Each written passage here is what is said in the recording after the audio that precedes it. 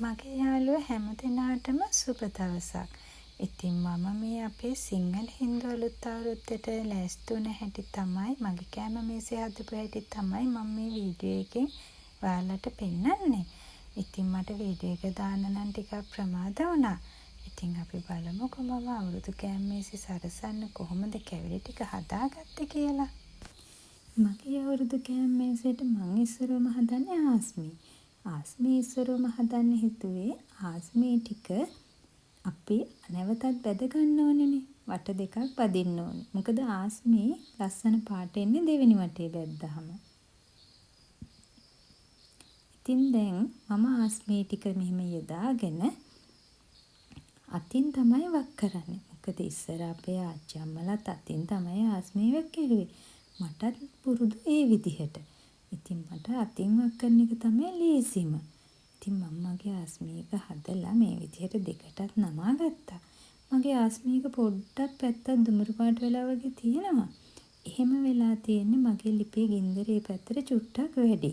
ඒක නිසා දැන් අපි හදාගත්තු ආස්මී ටික මේ විදිහට පෙට්ටියක අහුරලා ආය නැවත බැද ගන්න දවස් වෙනකම් වහලා තියන්න ඕනේ. ඒක මම මගේ හැඳි කැවුම් ටිකත් මම හදා ගන්නවා. මම හැඳි කැවුම් හදනකොට පොල් කිරි වලින් තමයි හැඳි කැවුම් ටික මම මේ විදිහට අනාගන්නේ. ඒ අනාගත්තාම හැඳි කැවුම් හරියම රසයි. පොල් කිරි වලින් අනාගත්තාම බලන්නකො හදලා හරිය රහයි. ඉතින් මම මගේ හැඳි කැවුම් ටික හදලා පැණි කරලා මේ විදිහට පාටත් හදලා අපි ඉතින් හැඳි කැවුම් ටිකත් බෙද ගන්නවා. බලන්නකො මගේ හැඳි කැවුම් එක හොඳට පිපිලා එනවා. මට කරදරයක් නම් කරේ නැහැ. ඇත්තටම මේ සැරේ මගේ කෑම මේසෙට හදපු කැවිලි ටික මට හරිම ලේසියෙන් හදාගන්න පුළුවන් වුණා.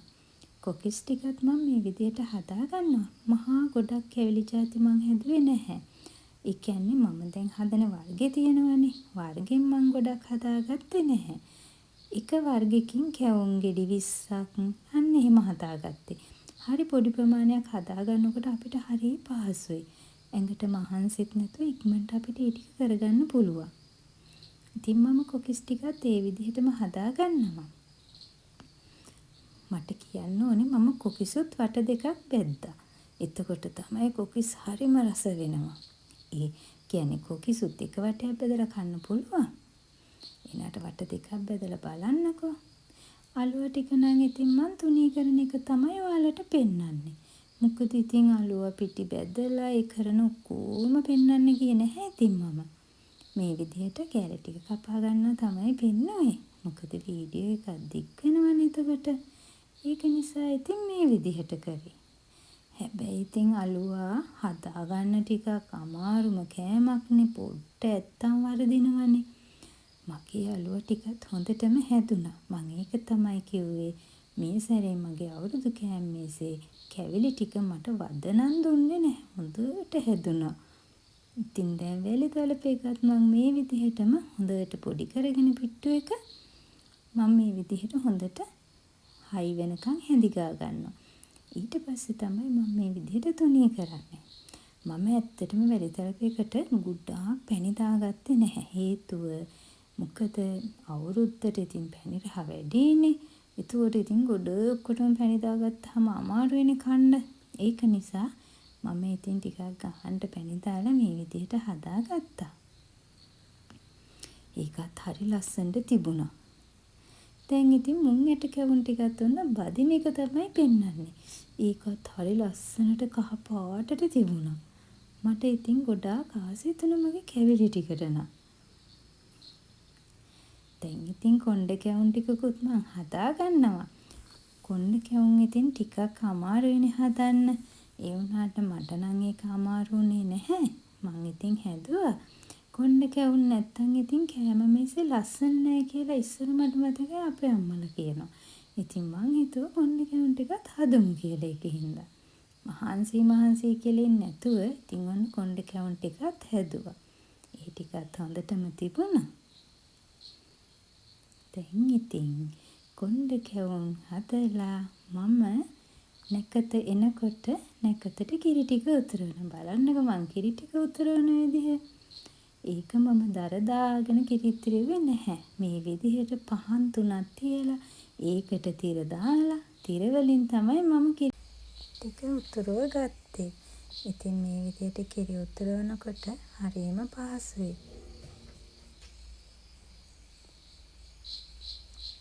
දැන් මම ඒ අතරතුරේම මගේ කිරිබත් ටික මේ විදිහට කෑලි කපා ගන්නවා.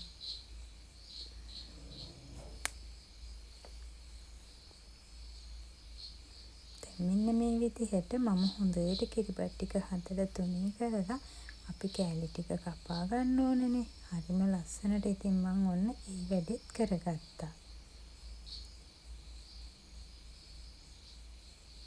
දැන් මම කිරිබත් කන්න ලුණු මිරිසකුත් හදන්න ඕනනේ. කිරිබත් තියෙනවා නම් ලුණු මිරිසක් හදා ගන්නම ඕනනේ. ඒක නිසා ඔන්න මම හොඳට කටට සැරට තක්කලි එහෙම දාලා හොඳ ලුණු මිරිසක් හදාගත්තා. දැන් මම මේ හදපු කැවිලි වලින් පළමු කොටස අපේ බුදුහාමුදුරුවන්ට පූජා කරනවා. ඉතින් මම මේ පාන්දරින්ම ගිහිල්ලා මල් කඩලා මගේ බුදුහාමුදුරුවන්ට මම පළමු කොටස වෙන් කරන්න තමයි හදන්නේ. මේ වෙලාවේ නම් හරිම ලස්සනයි පාන්දරට එළිය. පරිසරය හරි සුන්දරත්වයක් තිබුණා. ඉතින් මම ගිලන්පස එකත් හදලා පැන් තියලා මගේ බුදු පහන මම හැමදාම ගොඩාක් ලස්සනට තියාගන්න තමයි ආස. මොකද මගේ ගෙදර මම ආසම තැන තමයි මගේ බුදු පහන. මොකද හිතට දුකක් දැනුණු වෙලාවකදී අපිට එතනට ගියාම පුදුම සැනසීමක් දැනෙනවා. දැන් මම බුදුහාමුදුරන්ට මං හදාගත්තු කැවිලි වලින් කිරිබත් ඒ සියල්ලම වෙන් කරලා මේ විදිහට පූජා කරනවා. මගේ බුදු පහන මම හදාගත්තු විදිහ ලස්සනද කියලා බලන්නකෝ. ඔයාලත් ඒකට කැමතිද කියන්නකෝ. දැන් මම මේ විදිහට බුදුහාමුදුරන්ට පූජා කරනවා. බුදු පහන තියලා අපි ගොඩාක්ම හිතට දැනෙන සතුට ඒක හරියට වචන වලින් කියන්න අපිට හරි අමාරුයි. ඉතින් මේ වගේ වෙලාවට පාන්දරම බුදුන් වැඳලා අපේ වැඩ ටික අපි ආරම්භ කරනකොට පුදුම හිතට සැනසීමක් දැනෙනවා. ඉතින් බලන්නකො මම පොඩි වියදමක් දරලා ලස්සන වාජන ටිකක් ගත්තා මගේ කෑම මේස සරස ගන්න. මේ විදිහට මම ඒකේ තමයි කැවිලි තියන්නේ. මම මේ විදිහට පොඩි දේවල් තෝරගන්නේ. එතකොට අපිට ලොකු ප්‍රමාණ තියන්න ඕනේ නැහැනේ. දැන් මම මුංගුලි ටික ගැන කියනවා නම් මුංගුලියක වීඩියෝ කරගන්න නම් බැරි වුණා. හැබැයි මම මුංගුලිත් හැදුවා. අලුවා වෙලිතලප මේ හැමදේම දැන් අපි කෑම මේසෙට ලෑස්ති කරන්න ඕනනේ. දැන් මගේ අර ප්ලේට් වලින් හරිම ලස්සන දෙයක අපිට සරස ගන්න පුළුවන්. මගේ කොකිස් ටිකත් මම දෙවෙනි වටේටත් බැද්දා. කේක් නම් මං ගෙනාවේ කඩෙන්. මොකද මට කේක් හදාගන්න නම් වෙලාවක් තිබුණේ නැහැ. ඉතින් මං ඒකින්ද කේක් ටික කඩෙන් ගෙනාවා. මට ඔයාලට කියන්න බැරුණා මම හත් මාලෝකුත් හැදුවා. වෙලාව අඩුකම නිසා හැමදේම වීඩියෝ කරගන්න නම් බැරි වුණා. දැන් ඉතින් මම එක එක ගෙනල්ලා මගේ කෑම මේසෙ ලස්සනට හදන්නේ. ඔයාලට ඉතින් මේක ලස්සනද කියලා බලන්න. මම ඒක හදපු විදිය හැමදේම මෙහෙම තියලා කෑම මේසෙ මම මේ විදිහට ලෑස්ති කරනවා.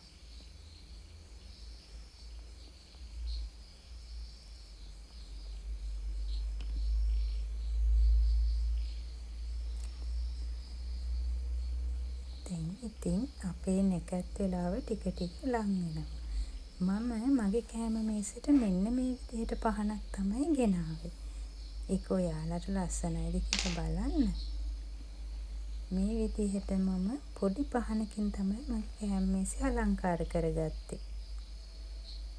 දැන් අපි නැකත් වෙලා වෙනකොට අපි පහන පත්තු කරලා ඊට පස්සේ අපි චාරිත්‍රානුකූලව ඒ දේවල් කරන්න ඕනනේ. ඒක නිසා ඔන්න මම පහන පත්තු කරලා අපි වෙලාවට ඒ වැඩ ටික කරගත්තා.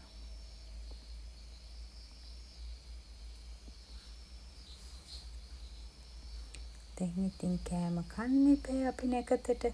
ඉතින් මම කෑම කන්න හදන්නේ කිරිබත් අරගෙන. අනික් කැවිලි ಜಾති නම් මම අරගන්නේ නැහැ.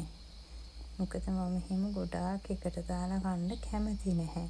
ඉතින් සමහර අය නම් ඔය කැවුණු ඔක්කොම එකට දාලා අනලා කවනවා. මට මතකයි අපේ තාත්තා ඉස්සර එහෙම කරනවා. ඉතින් මම නම් ඉතින් කිරිබත් විතරයි නැකතට කෑවේ. ඊට පස්සේ අනික් ඒවා කෑවා. මගේ අවුරුදු කෑම මේසේ වීඩියෝ එක නරඹපු ඔයාලා හැමදෙනාටම ගොඩාක් ස්තුතියි.